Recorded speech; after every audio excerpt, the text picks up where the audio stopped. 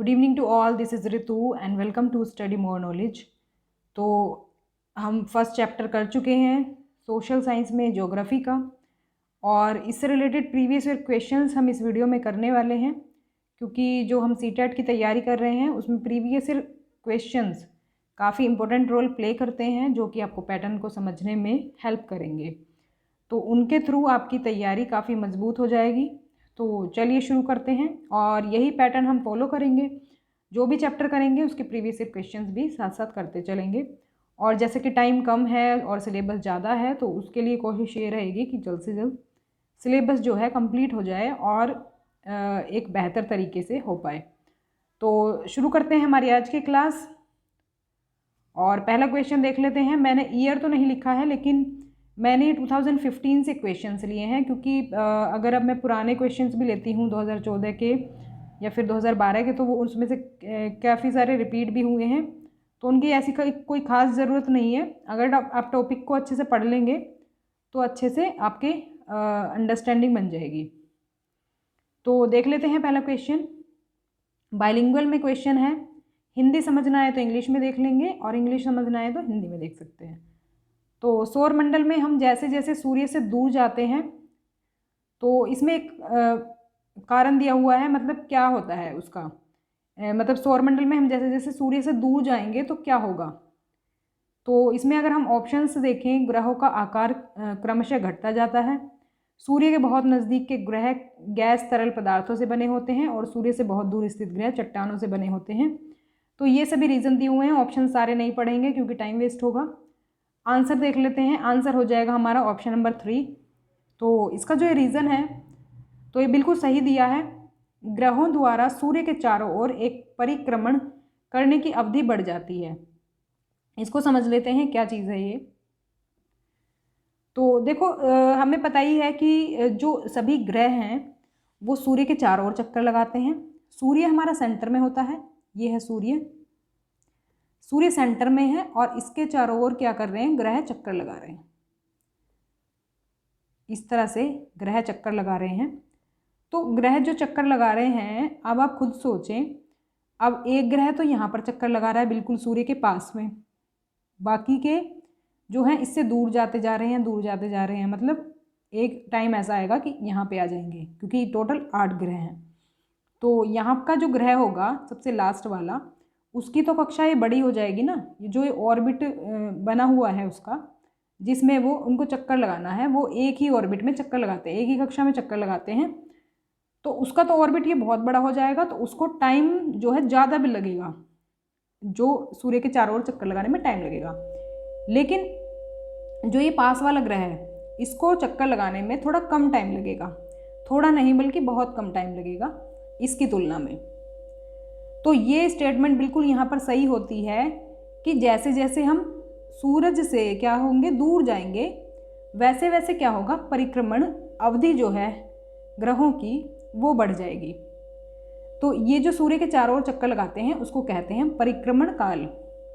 परिक्रमण परिक्रमा से याद रख सकते हैं आप, जैसे गोवर्धन पर्वत की परिक्रमा करते हैं, मतलब किसी चीज़ के चारों ओर चक्कर लगाने को कहते हैं परिक्रमा। तो परिक्रमण आप परिक्रमा से याद रख सकते हैं। आई होप कि ये कंसेप्ट क्लियर हो गया होगा, और इसका आंसर क्यों ऐसा है ये भी समझ में आ गया होगा। और अगर हम एलिमिनेशन के थ्रू करें इसको, तो ऐसे भी कर सकते हैं। तो मैं तो आपको सारे तरीके बताते चलूँगी, किसी भी तरह से क्वेश्चन आ जाए आप कर पाएँ। तो देखो, पहला तो ऑप्शन ये है कि ग्रहों का आकार क्रमशः घटता जाता है, तो ये बिल्कुल रॉन्ग है। अगर आपको ये चीज़ समझनी है तो चैप्टर देख लें आप, जो मैंने करा दिया है। ग्रहों का आकार घटता नहीं जाता है, बल्कि जो बाहर वाले ग्रह हैं वो तो बल्कि बड़े हैं साइज़ में। तो ये तो बिल्कुल रॉन्ग हो जाएगी स्टेटमेंट।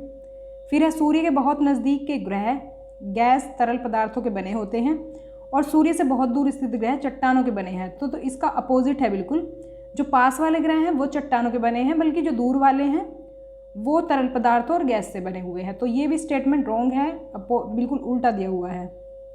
और रही बात लास्ट वाले ऑप्शन की, तो ये भी गलत है, क्योंकि जो ग्रह सूर्य के चारों ओर चक्कर लगाते हैं वो परिक्रमण करने की अवधि घटती नहीं है बल्कि बढ़ेगी। जब क्योंकि कक्षा का उनका आकार बढ़ जाएगा तो उसका टाइम भी तो बढ़ जाएगा। तो ये भी स्टेटमेंट गलत हो जाएगी। इस तरह से हमारा ऑप्शन नंबर 3 बिल्कुल करेक्ट हो जाएगा। अब नेक्स्ट क्वेश्चन है, ये हमारा लेटेस्ट क्वेश्चन है जो कि जनवरी 2021 में आया था, और ऐसे ही क्वेश्चन आपको देखने को मिलेंगे। अगर आप सोच रहे हैं कि कैसा पेपर आएगा, कैसे क्वेश्चंस आएंगे, तो बिल्कुल इसी तरह के क्वेश्चन आपको देखने को मिलेंगे, क्योंकि वो जो सीटेट वाले ये चाहते हैं कि आपसे कम टाइम में ज़्यादा हम आपकी नॉलेज को ज़्यादा से ज़्यादा टेस्ट करें। तो उसमें क्या होगा, वैसे तो वो एक सिंपल सा क्वेश्चन पूछ सकते हैं, लेकिन स्टेटमेंट बेस्ड जो क्वेश्चंस होते हैं इसमें वो 2-3 क्वेश्चन आपसे पूछ लेते हैं। आपने देखा होगा ABC करके इस तरह से कई सारी स्टेटमेंट दे दी जाती हैं, जो कि होती हैं आपके 3-4 क्वेश्चंस के बराबर। तो इसी तरह से आपको प्रिपेयर करना है। इसमें देखो, इसमें भी ज़्यादा डरने वाली बात नहीं है, इसमें बस आपका कंसेप्ट क्लियर होना चाहिए। कंसेप्ट क्लियर होगा तो कैसे भी क्वेश्चन आप कर लेंगे, कोई बड़ी बात है नहीं इसमें। तो कथन दिया हुआ है, पृथ्वी से हमें चंद्रमा का केवल एक ही भाग दिखाई देता है। और दूसरा जो है स्टेटमेंट है, कथन बी, चंद्रमा पृथ्वी का एक चक्कर लगभग 27 दिनों में पूरा करता है और लगभग इतने ही समय में वह अपने अक्ष पर एक चक्कर भी पूरा करता है। इस तरह के क्वेश्चंस मैंने आपको बताया था कि इस तरह के क्वेश्चंस कैसे सॉल्व करने हैं। सबसे पहले तो देखें कि स्टेटमेंट दोनों सही हैं या गलत हैं। सबसे पहले तो ये चीज़ हम देखेंगे। उसके बाद हम क्या देखते हैं, अगर सही या गलत होती है तो हमें आंसर मिल ही जाता है। इसमें तीसरा और ऑप्शन में दिया हुआ है, तीसरे और चौथे ऑप्शन में, इसमें से ही हमारा आंसर हो जाएगा। लेकिन अगर दोनों स्टेटमेंट सही होती हैं तो फिर हमें व्याख्या भी देखनी पड़ती है कि पहले की जो दूसरे जो व्याख्या दी हुई है दूसरे ऑप्शन में, वो सही है कि नहीं है। तो इसको सॉल्व करके देख लेते हैं। तो पहला तो स्टेटमेंट ये है कि पृथ्वी से हमें चंद्रमा का केवल एक ही भाग दिखाई देता है, तो ये बिल्कुल सही बात है। आपने देखा होगा जो चंद्रमा का भाग है उस पर आपको स्पॉट जैसे कुछ दिखते हैं, और वो वैसा के वैसा ही आपको दिखेगा, चाहे आप उसे कभी भी देख लें। तो ये स्टेटमेंट बिल्कुल ट्रू है। दूसरी है कि चंद्रमा पृथ्वी का एक चक्कर लगभग 27 दिनों में पूरा करता है और इतने ही समय में वह अक्ष पर भी एक चक्कर पूरा करता है, तो ये स्टेटमेंट भी बिल्कुल सही है। तो दोनों का जो टाइम पीरियड होता है वो होता है इसका 27 दिनों का। जैसे हमारी पृथ्वी एक चक्कर जो अपना पूरा करती है वो एक दिन में करती है, लेकिन जो सूर्य का चक्कर लगाती है वो 365 दिनों में करती है। इसी तरह से चंद्रमा का होता है 27 दिनों का। चंद्रमा 27 दिनों में ही दोनों काम कर लेते हैं। इतने ही दिनों में पृथ्वी का चक्कर लगाता है और इतने ही दिनों में अपने अक्ष पर भी घूमता है। तो ये भी स्टेटमेंट बिल्कुल सही है। तो दोनों स्टेटमेंट हमारी सही हैं, दोनों सही हैं। तो अब हमें पहला और दूसरे में से सही निकालना होगा। अब देखो दोनों सही हैं, तो हमें ये देखना होता है कि दूसरा वाला जो स्टेटमेंट है उसका पहले वाला कारण है कि नहीं है, या दूसरा वाला कारण है कि नहीं है। दोनों उल्टे एक दूसरे के पूरक होंगे। ये एक दूसरे के पूरक मतलब एक दूसरे को पूरे कर रहे होंगे ये दोनों स्टेटमेंट में। अब देखो, क्योंकि ये 27 दिनों में ही अपना अक्ष पर भी चक्कर पूरा करता है और पृथ्वी का भी चक्कर पूरा करता है, तो यही वजह है कि चंद्रमा का केवल एक ही भाग में दिखाई पड़ता है। तो कारण दिया होगा स्टेटमेंट में, इसके साथ ही मतलब दोनों स्टेटमेंट के जोड़ के हमारी एक इसमें स्टेटमेंट बननी चाहिए, क्योंकि शब्द लगाकर बीच में देख लें तो हमारा ये बिल्कुल हमें सही उत्तर मिल जाएगा। तो इस तरह से सॉल्व करेंगे तो इसका ऑप्शन नंबर 1 हमारा सही हो जाएगा, क्योंकि बी जो व्याख्या है सही व्याख्या है ए की। तो ये बिल्कुल सही उत्तर है हमारा। तो ऑप्शन नंबर 1 हमारा हो जाएगा सही उत्तर। तो इसी तरह से स्टेटमेंट बेस्ड क्वेश्चन सॉल्व करेंगे। इस बार सारे ऐसे ही क्वेश्चन देखने को मिलेंगे, तो खुद से मतलब खुद को तैयार रखें ऐसे क्वेश्चंस के लिए। फिर है एडुसेट से क्या अभिप्राय है। तो ये जो है इसका उत्तर जो है हो जाएगा ऑप्शन नंबर 3। ये एक मानव निर्मित भारतीय उपग्रह है, a man made Indian satellite. तो सैटेलाइट के बारे में मैंने आपको बताया है चैप्टर 1 में, इसी चैप्टर में, तो वो वीडियो देख लें एडुसेट को समझने के लिए। तो मैंने आपको बताए थे, एक तो प्राकृतिक उपग्रह होते हैं जैसे कि हमारा चंद्रमा है जो पृथ्वी के चक्कर लगाता है, और एक होते हैं मानव निर्मित जो कि हम सैटेलाइट भेजते हैं पृथ्वी की कक्षा में स्थापित करने के लिए, जैसे कि वो संचार माध्यम में हमारी हेल्प करती है, या फिर कोई इन्फॉर्मेशन ब्रह्मांड से रिलेटेड कोई हमें जानकारी चाहिए तो वो हमारी मदद करती है सैटेलाइट। तो वो होती है मानव निर्मित, जो हमने भेजी होती हैं अंतरिक्ष में। तो आपने सुना भी होगा, रॉकेट द्वारा इनको हम भेजते हैं और एक पर्टिकुलर कक्षा में स्थापित कर देते हैं और ये हमें ज़रूरी जानकारी फिर वहाँ से प्रोवाइड कराती हैं। तो वो होती है मानव निर्मित, और उसका ही एग्जाम्पल है एड्यूसेट। और इसके कई और एग्जाम्पल मैंने बताए हैं अपने चैप्टर में जो मैंने कराया था, तो वो देख लें, डिटेल में समझ में आ जाएगा। फिर निम्नलिखित ग्रहों में से कौन सा ग्रह अपने अक्ष पर घूर्णन करने में सबसे कम समय लेता है? तो देखो, इसको सॉल्व करने का बहुत अच्छा तरीका है। क्या हमने, नहीं देखो, ये वाला तो थोड़ा सा ट्रिकी है, ये तो आपको याद रखना पड़ेगा। लेकिन अगर आपसे पूछा जाता, ये देखो घूर्णन पूछा है, घूर्णन मतलब वो अपने अक्ष पर घूर्णन करने में कितना मतलब कौन कम समय लेता है। लेकिन अगर आपसे पूछा जाता कि परिक्रमण में कौन कम समय लेता है, तो उसका बहुत इजी सा आंसर हो जाता, जो सूर्य के सबसे पास वाला होता वही परिक्रमण में कम टाइम लेता। लेकिन हमसे पूछा है कि घूर्णन में कौन टाइम कम लेता है, अपने अक्ष पर कौन कम टाइम में घूमता है, तो इसका उत्तर हो जाएगा बृहस्पति, ऑप्शन नंबर 3। और कितना टाइम लेता है, तो ये लेता है 9 घंटे और 56 मिनट, बाकी सब इससे ज़्यादा लेते हैं। शनि जो है वो 10 घंटे लगभग लेता है, और बाकी के दिन भी लेते हैं और काफ़ी टाइम लेते हैं, मतलब अपने अक्ष पर घूर्णन करने में। और ये भी पूछा जा सकता है कि सबसे ज़्यादा टाइम कौन लेता है अपने अक्ष पर घूमने में, तो वो हो जाएगा आपका शुक्र। और शुक्र जो है वो 243 दिन लेता है अपने अक्ष पर घूर्णन करने में। और परिक्रमण का भी ऐसे ही याद रख लेंगे, हो सकता है इस बार परिक्रमण पूछ लिया जाए कि परिक्रमण में कौन सबसे ज़्यादा टाइम लेता है, तो वो तो इजी है वैसे, पास वाला जो होगा सबसे कम लेगा और जो दूर वाला होगा वो सबसे ज़्यादा लेगा। फिर है ग्रहों के निम्नलिखित समूहों में से किस समूह के चारों ओर छल्ले हैं? तो जो मैंने बताया था आपको, वलय भी बोलते हैं उनको, छल्ले भी कहते हैं। तो वो छल्ले एक तरह से उसके होते हैं, आपके जो अंतरिक्ष में जो मलबा वगैरह है उसके ही होते हैं वो छल्ले।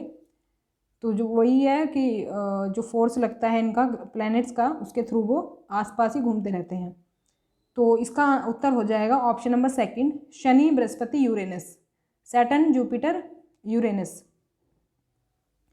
तो देखो ये जो है ना, हिंदी में भी आपको बताया जा सकता है, ये मतलब यूरेनस की हिंदी क्या है, अरुण है, और नेपच्यून को कहते हैं वरुण, अरुण वरुण।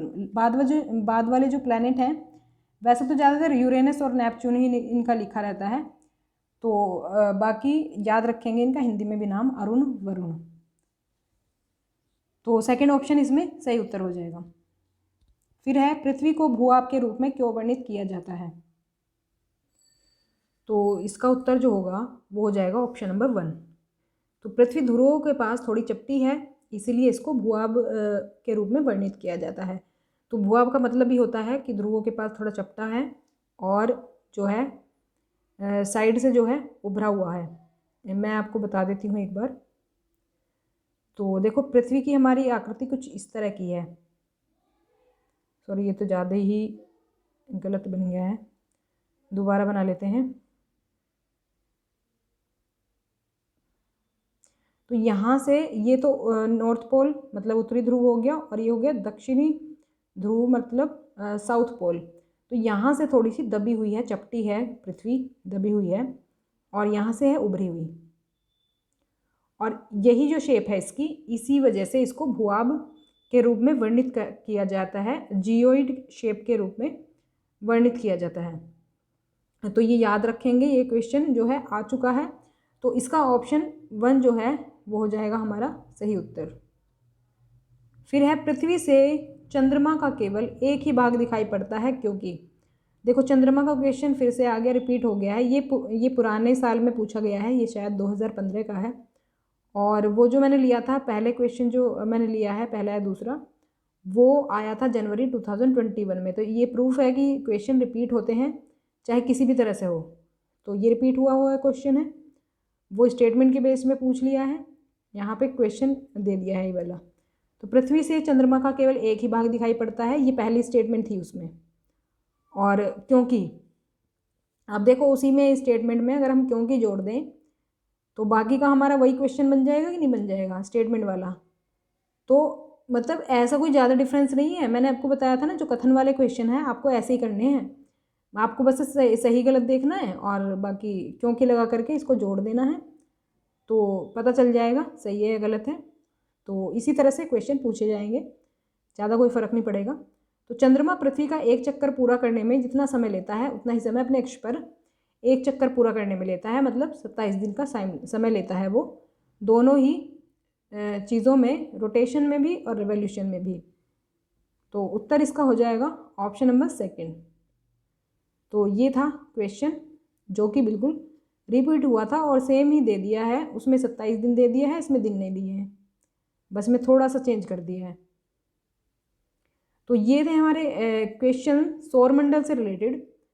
और वीडियो पसंद आई हो तो लाइक करें, शेयर करें, सब्सक्राइब कर लें चैनल को। सोशल स्टडीज़ अगर आपको कंप्लीट करना है, सोशल साइंस कंप्लीट करना है अगर, तो CTET का तो मैं NCERT बेस्ड नोट्स पर करा रही हूँ, शॉर्ट नोट्स हैं ये। तो आप बुक में पढ़ने जाएंगे तो उलझ जाएंगे, बहुत ज़्यादा डिटेल में दिया होता है, तो मैंने ये शॉर्ट में नोट्स तैयार करे हैं। इसके थ्रू अगर तैयारी करेंगे तो बहुत बेहतर तरीके से होगी। इसी तरह से करेंगे चैप्टर के बाद प्रीवियस ईयर क्वेश्चंस के थ्रू तैयारी अगर करेंगे तो अंडरस्टैंडिंग बन जाएगी, किसी भी तरह का क्वेश्चन आ जाए वो आप आंसर कर पाएंगे। ऐसा ज़रूरी नहीं है कि भाई मैं सारे ही इसमें इंक्लूड कर दूंगी, लेकिन एक अंडरस्टैंडिंग आपकी बन जाएगी अगर आप सीक्वेंस से बने रहेंगे। आपको जो आता नहीं है उसको भी आप अपनी समझ के आधार पर उत्तर कर पाएंगे, तो बहुत अच्छा रहेगा। तो मिलते हैं हमारी नेक्स्ट क्लास में, तब तक के लिए stay connected and keep watching study more knowledge. Thanks for watching.